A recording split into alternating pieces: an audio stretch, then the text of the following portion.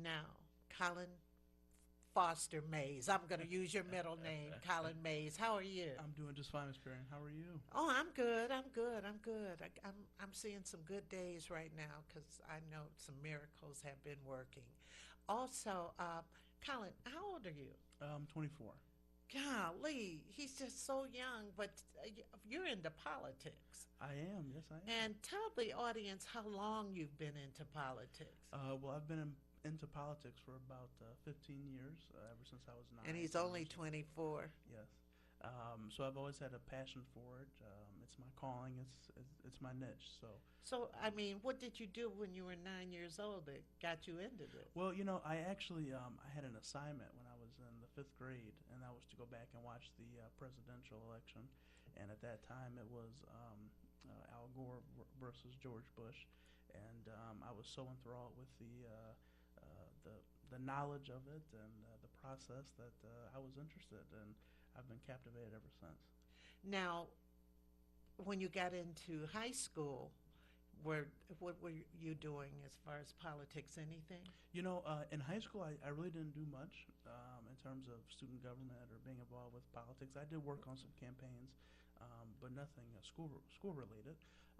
When I got to college, though, I was president Where'd of. you go to college? I went to Oh, Western good. I Michigan. went to Eastern. Okay. No, I'm just kidding. I was president of the College Democrats there, as well as the chairman of political affairs for the student association. So I was much more involved in college than I was And in high school. active, yeah. Yes. I think in college, the only thing I was the head of was food committee because we didn't like. No, I'm serious. They set up a food committee because we didn't like what they were serving. We were protesting. That's as far as I went. But I was in the days when Martin Luther King got killed, Robert Kennedy got killed while I was in college, and so forth. So we had a different kind of activism going on at the time. So after college, what did you do? What was your major? Political science. Oh, gee, you're in it all the way. So what did you do after college? um, Which yeah, it after hasn't been too long. right. After college, I struggled with finding employment, and especially in my field, it was tough to be able to find anything. So I decided to start my own business. So I started a consulting company, kind of a canvassing company for candidates that are running for office. And I've had tremendous success last year and this year. And I actually started my first official job this year with Representative Vicki Barnett up in Lansing. But until then, I was self-employed, and I was working to fulfill my dream. So how often do you have to go to Lansing? Well, about 4 or 5 times a week, especially now with lame duck in session. So things have been quite busy. So it's certainly a thrill. The drive sometimes can be a bit much, but I Oh, enjoy it. God. I would lose the job. I would. I would never make it. I mean, you can't get Grand River up to Lansing. But anyway, because I don't like that freeway. So, Colin, where do you see yourself in 5 years? I really don't know. I think I'm going to kind of just take it a day at a time. I enjoy politics, and I'm sure I'll be Well, involved with it. exactly do you enjoy about politics? I enjoy helping people. I mean, it's a lot of we see the kind of bashing that goes on, but it's so much more to it. It's helping people. It's reaching out to people, and that's what I enjoy to do. Oh, that's excellent. Helping people. A lot of times people don't put politics and helping people together anymore.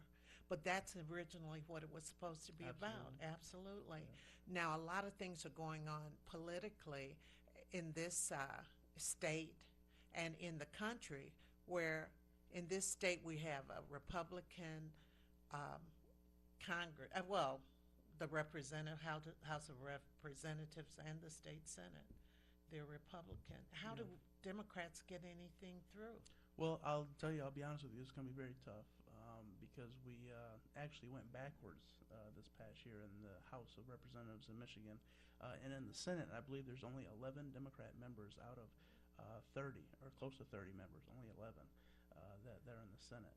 So it's very tough to get anything done, but we just have to continue to get our message out to our base and try to tell people what's going on. Well, let's talk a little about that message because My problem with this last election and with the Democrats, period, and I'm a Democrat, I'll just say, Okay. but I can criticize the way they get their message out. They're not getting their message through. I mean, it seems like the Republicans stay on one thing and they kind of get their message out. We need better public relations, I believe. Yeah, I would absolutely agree with that. I don't think it was a good idea for Democrats across the country to move away from the president. Oh, bad idea. You know, Have you ever met him? I have met him a long time ago, and he was a state senator. I think it was a bad idea for them to move away from him. He is the leader of the party. And you see Gary Peters did not move away from him, and he ended up winning. But I think that we have to continue to get the message out that we are for the people as Democrats. And Republicans, I do agree with you, have much better messaging than we do. So that's something we have to work on. I mean, it has to be worked on right away because we have another election in less than 2 years. Right, absolutely. So it has to be worked on. And I said this about Showers. He just did not get a message across because his whole thing was against Snyder.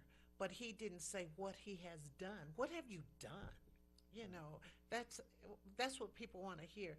Okay, you're telling me you're going to do all this, but you have a Republican-run House and Senate. How are you going to do it? Let me know. Mm-hmm. Don't just make a bunch of promises like Elmer Gantry.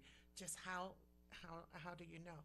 Okay, another thing. Let's talk just a little briefly. Well, you had a loss in your family just recently. Mm-hmm. Would you tell us about that? Yes, my uncle passed away yesterday down in Indianapolis, and Besides being your uncle, tell us why he was such a significant person.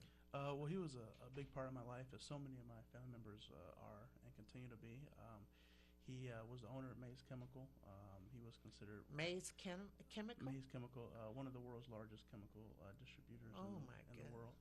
And so he was considered Indiana's most successful African American businessman, and he'll be missed by so many, especially his family. So we're at a loss right now, but we appreciate you asking about it. Well, he was a man who made history. Yes. He was a man who made history, and I'm sure you're going to be making history also. Also, let's talk just a tiny bit on what happened in New York. Let's with the Eric Garner, being. It seemed to me he was killed. Mm-hmm. Yeah. I'll be honest with you. I followed Trayvon Martin. I followed Michael Brown. But what I saw from Eric Garner was the most disturbing that I've ever seen. For him to be choked, for him to constantly say he can't breathe, it's just there's no words to describe what happened to him. Wow, there certainly aren't. And in my next show, I'm having my nephew, who's a New York City policeman, he's a man, call in and talk about that. And he has some interesting views, and I don't know if my audience will like it or not, but I has some interesting views. So, what do you think needs to be done now? Because the federal government, it seems to be getting involved in it. Mm-hmm. I really don't have an answer for that. It's tough because you have so many police departments across the country cracking down on certain ones. I think yesterday the Cleveland Police Department. Hello? Do we have a call? Oh, okay. I'm sorry. I think yesterday the Cleveland Police Department was under federal review. So it's just going to take a little bit at a time. But certainly the police brutality that we've seen lately is pretty rough. Yeah, and it seems to be centered on black men, because so many black men have, expired as a result. And I think the most disturbing one was in South Carolina. Yeah, absolutely. And South Carolina, where he wasn't killed, but he was shot. It showed it on camera, Mm-hmm. and I showed it on the show, where he was shot by a cop, just for going back he was getting his wallet, and everything. So a lot has to be done politically. People don't want the government involved, but only the government can pass certain laws that affect us. Yeah, absolutely. I just don't understand what's going on. So in your job, so let's kind of get back to politics real quick. In your job, you help people. And what are some of the things that you've had to help people with? Well, it can range from anything from a simple question about something going on in the schools. Public education is a big concern right now in the state, or it can relate to the roads. It You can know, be it's funny. I just heard on the news how with they're talking about fixing the roads now. Well, they were talking about taxing, but fixing the roads now by taking money out of education. I right. mean, come on now. Yeah, it's tough, Miss Perryman. It's tough. Already, Yes. when I was teaching, I had to pay for things out of my own Hmm. pocket and so forth and so on. So, I mean, teachers have a wild card going on here. So, could we do as a people? I'm talking about people who are not involved in politics. Hmm. What can we do to make sure we're heard? Because a lot of people feel disenfranchised. Right. The best thing to do is get involved. That's what I did. I got involved. Everybody you see that's in politics had to start somewhere. Volunteer. Come to meetings. Come to Detroit City Council meetings and hear what's going on. Come to Lansing. So just be involved. I mean, that's really the best way to take a stance. Start a block club. Um, have a picnic. Do something to Do something to do get something. people's attention, try to activate people. Absolutely. I think that is so doggone important because a lot of people complain, but they don't go out like Theo Broden. She's with our station. They have the Hood group, and they meet every Saturday to have people voice their concerns. Their National Action Network, they're going to Washington, I believe, this week to protest what happened with Eric Gardner and so forth. So there's a lot that can be done. So hopefully it will be done. And do you see your job getting more difficult? Absolutely. Over these next 4 years, I think it's going to be very tough, especially for Democrats.